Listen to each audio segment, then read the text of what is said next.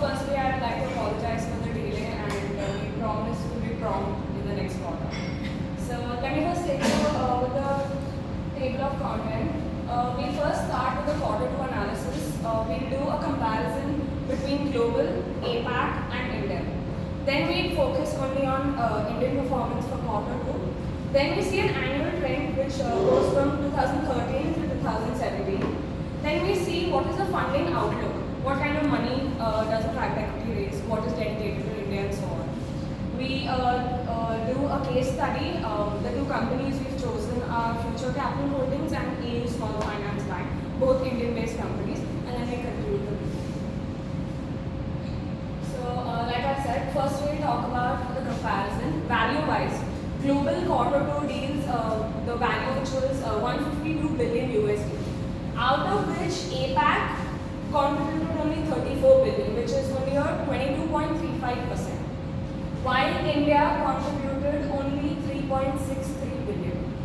10.6% is of APAC, but if you compare to global, it's only 2.38%, which is a very minuscule value.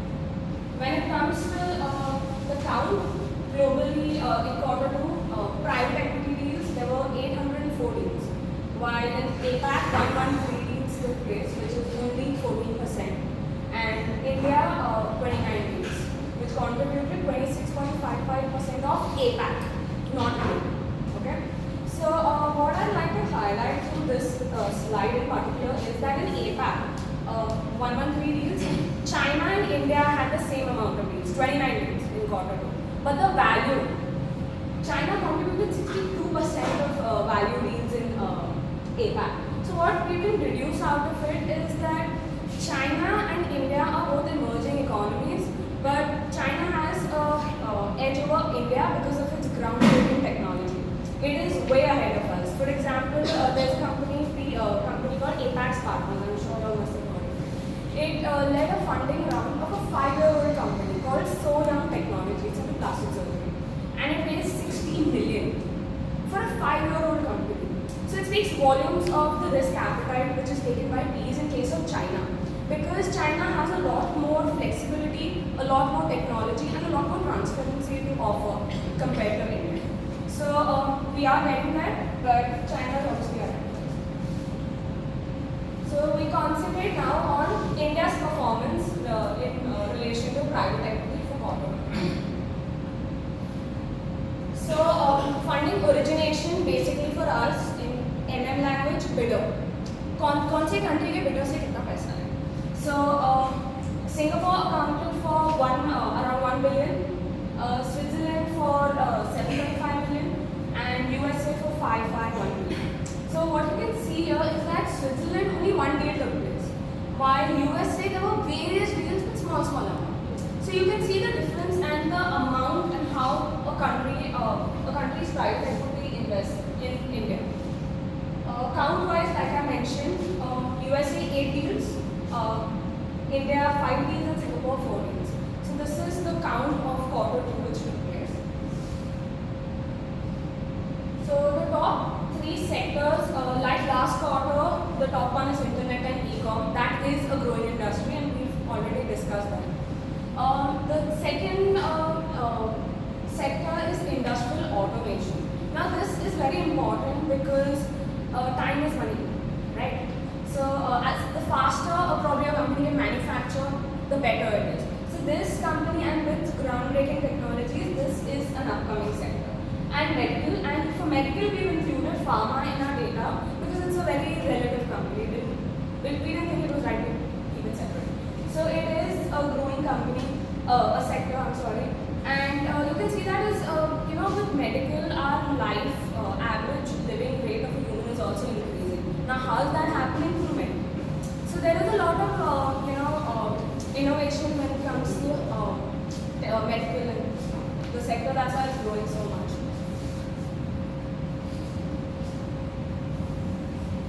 So the top 3 quarter two deals that took place in India was Temasek acquiring only a 35% stake in Schneider for USD 761 million.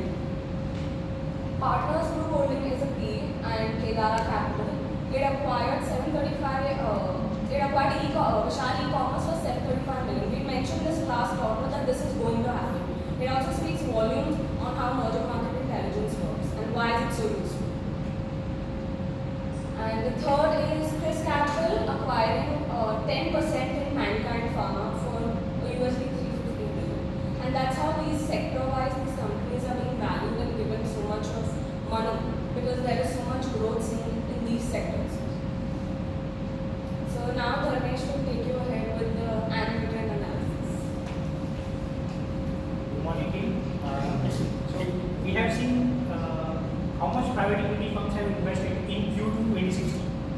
So now let's see how much private equity firms have invested between 2013 to 2018. And we will compare Indian private equity industry with global private equity industry. So let's look at where we are standing today. In 2013, globally, private equity firms have invested near about $273 billion in 2003 deals. Out of which in India, private equity firms have invested $2.70 billion in 73 transactions. That is 0.98% of total global private equity investment. India is the sixth largest and fastest growing nation in the world. We have India is the second largest internet user in the world, and we are attaining only 0.98% of global PVC investment. From 2013 to 2017, PVC investment globally increased from $273 billion to $403 billion. For India, $270 billion to $26 billion. Any investment firm, if it looks at this data, they will say why to invest in India. But if they analyze annual trend for India, they definitely say, boss, where is India? From 2013 to 2014, PVC investment increased from $2.7 billion to $5 billion. That is increase of near about 85%. From 2014 to 2015, near about increase of 50%, 15 to 60, 113%, and 60 to 70, near about 60% increase. From 2013 to 2017, PVC investment in India increased from $2.7 billion to $26 billion. That is near about increase of 862%. Now I'll share some statistical data point on private equity firm. First, let's look at global scenario. On an average, every year, private equity firms are launching near about 900 private equity funds with total capital commitment of near about $430 billion, 430 to 450 billion dollars. For last, every year, private equity firms are investing in near about 2,000 plus companies. For last 3 years, PVC have invested near about $350 billion every year, and they have sold near about $300 billion of investment. Last year, private equity firm have raised near about $530 billion, and they have cash in hand, which is known as dry powder, of near about $500 billion. So $500 billion of dry powder plus $500 billion raised equal to $1 trillion. So as of today, they have $1 trillion to invest globally. Now let's look at India. Overall, 2017 was a good year for private equity investment in India. The year saw $26 billion of PVC investment in India, the highest ever, and 60% increase from 2016. In last 2 years, 96 India-focused private equity fund has been launched, targeting to raise near about $13 billion. Dry powder for India-focused private equity fund is at $7 billion. So why private equity firms are eager to make investment in India? The reason is simple. They know that they can create a huge wealth out of their investment. Now listen to me carefully. There are only 3 nations in the world who gone from $2 trillion GDP to $5 trillion GDP. US, China, and Japan. For China, it took 5 years to go from $2 trillion GDP to $5 trillion GDP. It happened between 2004 to 2009. For USA, it took 11 years to go from $2 trillion GDP to $5 trillion GDP. It happened between 1977 to 1988. For Japan, it took near about 8.5 years to go from $2 trillion GDP to $5 trillion GDP. And it happened between 1978 to 1986. For India, it took near about 70 years to reach at $2.5 billion GDP. And it will take only 7 to 10 years to cross $5 billion mark. And this is the reason, that's why we are seeing huge inflow of foreign capital. Now we will share two case studies. One case where Target is a public limited company, second case where Target is a private limited company. And let's see how many private equity firms have made on their investment. First case study is on Future Capital Holding Limited. At the time of incorporation, Future Capital Holding Limited was in business of retail insurance, retail financial services, wholesale credit, and private equity business. Future Capital Holding Limited was incorporated in 2005 by Kishore Biyani and Samir Singh. We all know Kishore Biyani. He is a promoter of Future Group, operating the brand Big Bazaar. And before joining Future Capital Holding Limited, Samir Singh was a director at Goldman Sachs Private Equity. Since incorporation, Samir Singh, since incorporation, company was led by Samir Singh. After the 3 years of inception, this company had raised 490 crore to an IPO at a price of 795 rupees a share. After the IPO in about February 2008, stock has made a high of 1,190 rupees. After the IPO, there was some dispute between both the promoters, and with uncertainty over the ownership and unclear business model, the stock collapsed from 1,190 rupees to 90 rupees, and it happened in March 2009. In December 2009, Future Capital Holding Limited carved into two separate lines of business. Private equity business spun off and took over by Samir Singh, and all the non-investment related business such as insurance, financial services, and wholesale trade being grouped under Future Capital Holding Limited. We all know this private equity business. This private equity business is located at Elphinstone West, 180 Angles, Tower 2A, 16th floor, is known as Emerson Capital. In August 2010, Mr. Vaidyanathan appointed as a Vice Chairman and Managing Director of Future Capital Holding Limited. Vaidyanathan went to many private equity firms to sell ownership into the business, but he failed to do so. Finally, in 2012, Kishore Biyani sold his entire majority stake to Bob Pincus and Mr. Vaidyanathan. After post this transaction, Bob Pincus has committed to invest additional 100 crore into the business. In November 2012, Vaidyanathan changed the name of the business, and we also know this business. This business is located at Elphinstone West, North India Police, Tower 2A, 10th floor, is known as Capital First. Post this transaction, Vaidyanathan has sold all the non-core business, kept his focus on lending business, changed entire board team, and in 2009, company has reported loss of 32 crore. In 2018, company has reported net profit of 327 crore. Market capitalization of the Future Capital Holding Limited in 2012 was 750 crore. Today, market capitalization of Capital First is 6,500 crore. Recently, Capital First merged with IDFC Bank. Now they got banking license. Combined entity has a market capitalization of near about 22,500 crore. Prior to this merger, Bob Pincus stake was 35%, and after merger, stake being directed to 10%. This is how one loss-making business transformed to profit-making machine. So now let's share the second case.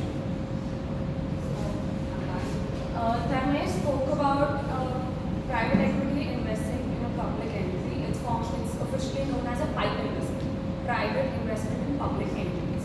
Now I'll talk about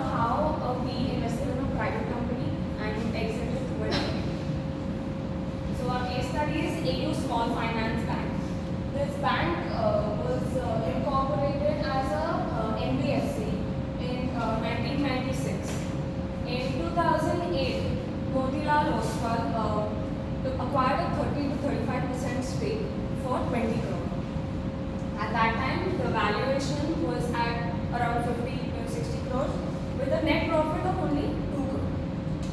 In 2010, again there was an investment round where a lot of PEs invested, including Motilal, who invested more 30 crores to retain its stake.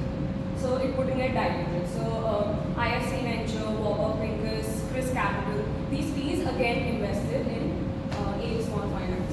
In 2016, RBI gave AU Small Finance the license as a small financial bank with Bandhan Bank. These two banks got the license together. And in 2017, AU gets listed on the Indian Stock Exchange. Let's look at a few numbers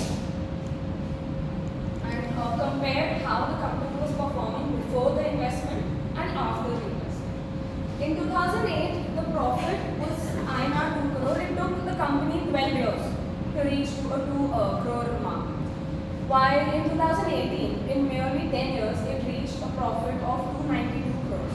The market cap in 2008 was INR 50 crore, while in 2018 it was 21,300.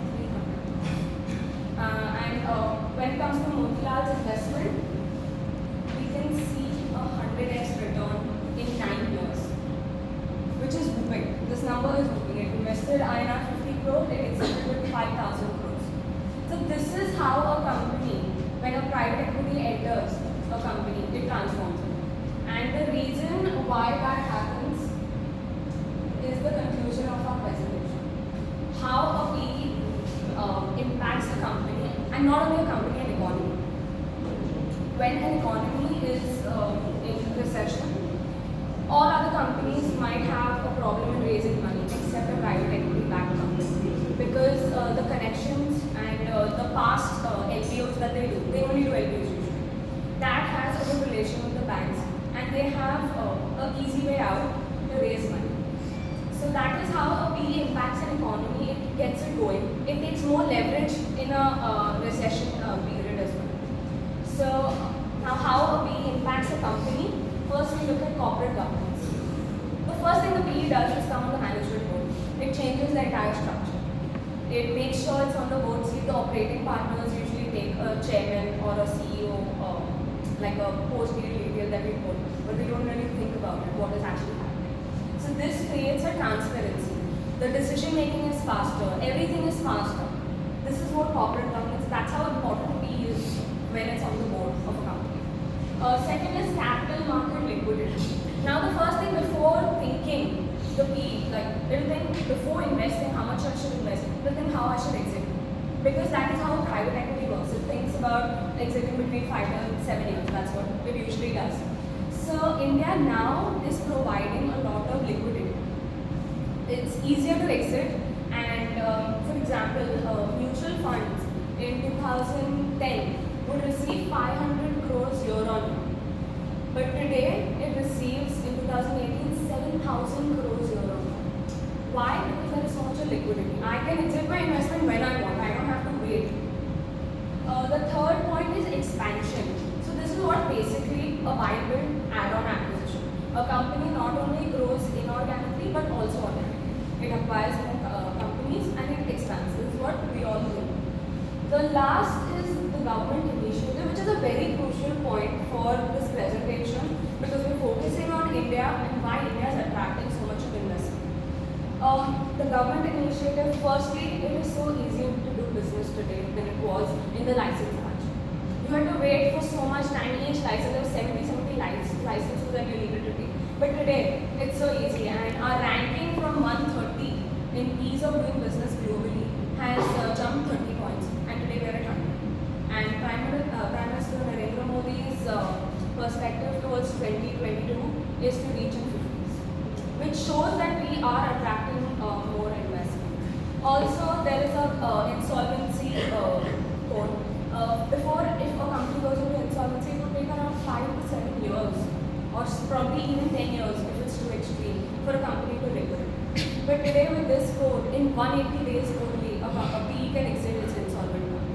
And usually if you see a trend, if a PE makes 10 investments, probably most of it will fail. But those 2 or 3 investments will cover all its losses. So for it to exit its loss-making companies is very important, like I mentioned, the exit strategy. Also, there are in the insurance sector, for example, It is a 95% untapped market today. For Indians, insurance is a luxury, it is not a necessity. Even when you stay in cars, you have to pay extra to get an airbag. So that is our value today in India. But if you think from an investment perspective, recently private equity was allowed to take ownership in insurance companies. So you see the amount it can grow, a 95% untapped market. So that's what government